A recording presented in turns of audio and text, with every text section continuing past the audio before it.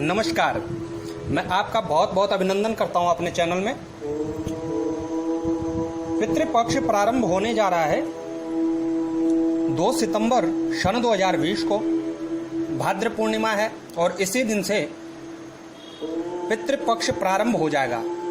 जानिए पितृपक्ष की संपूर्ण जानकारी और श्राद्ध कर्म के बारे में जानकारी। साथ ही यदि आपकी जन्म पत्रिका में ज्योतिष के माध्यम से किसी ने पितृदोष बताया है या आपके घर में भी बरकत नहीं होती, धन का रुकाव व टिकाव नहीं है, तो निश्चित रूप से आपके लिए यह जो पितृपक्ष का माह रहेगा, जितने अवधि तक पितृपक्ष चलेगा तब तक के लिए बहुत ही सुंदर मैं उपाय बताने वाला हूं। तो आइए प्रारंभ करते हैं और बात करेंगे सबसे पहले पितृपक्ष की।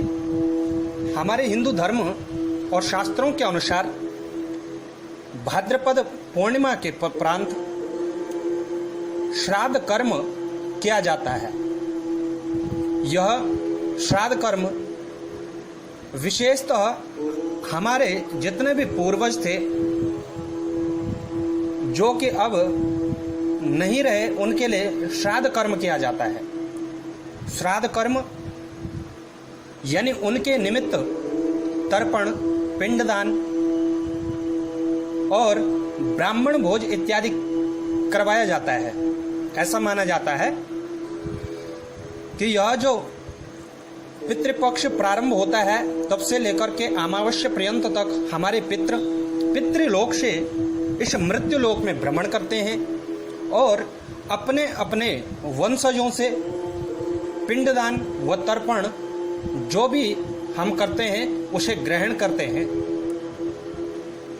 हमारे जीवन में पितरों का बहुत बड़ा महत्व है, क्योंकि हम कहीं न कहीं उन्हीं की संतति हैं, उन्हीं की वजह से इस पृथ्वी पर हैं, उन्हीं की वजह से हम जो भी कर पाते हैं सब उन्हीं की कृपा से होता है। तो निश्चित रूप से वैसे शास्त्र अनुसार तो संध्योपासन में भी तर्पण इत्यादि रोज करना चाहिए, लेकिन यह विशेषतः यह 16 दिन जो होते हैं, जो पितृपक्ष के होते हैं, उनमें निश्चित रूप से पितृ श्राद्ध का कर्म अवश्य करना चाहिए। बहुत से लोग गया, हरिद्वार और अनेक तीर्थों पर जाकर के पिंडदान करते हैं, वह भी उत्तम कार्य है। लेकिन जो लोग इन स्थानों पर, इन तीर्थों पर नहीं जाते, उन लोगों को निश्चित रूप से अपने घर पर ही अपने देवालय के समीप पितृतर्पण और पिंडदान अवश्य करना चाहिए। तो 2 सितंबर को पूर्णिमा का श्राद्ध होगा और 2 सितंबर को ही प्रतिपदा तिथि भी प्रारंभ हो रही है। तो 2 ही सितंबर को प्रतिपदा तिथि का भी कई लोग श्राद्ध करेंगे, जबकि भाद्रपद कृष्ण पक्ष में जो 3 तारीख का श्राद्ध होगा वह द्वितीया का श्राद्ध होगा। 3 और 4 को द्वितीया श्राद्ध यानी पितृ महालय श्राद्ध है। महालय यह जो 2 दिन है उसमें एक ही तिथि व्याप्त रहने वाली है और वह है द्वितीया तिथि। द्वितीया तिथि 2 दिन व्याप्त रहेगी। विशेषतः 3 सितंबर को भी आप इसको कर सकते हैं, और किसी कारणवश यदि आप 3 सितंबर को इसको नहीं कर सकते हैं तो आप इस श्राद्ध को 4 सितंबर को कर सकते हैं। 4 सितंबर 1:40 पर्यंत आप इस श्राद्ध कर्म को कर सकते हैं।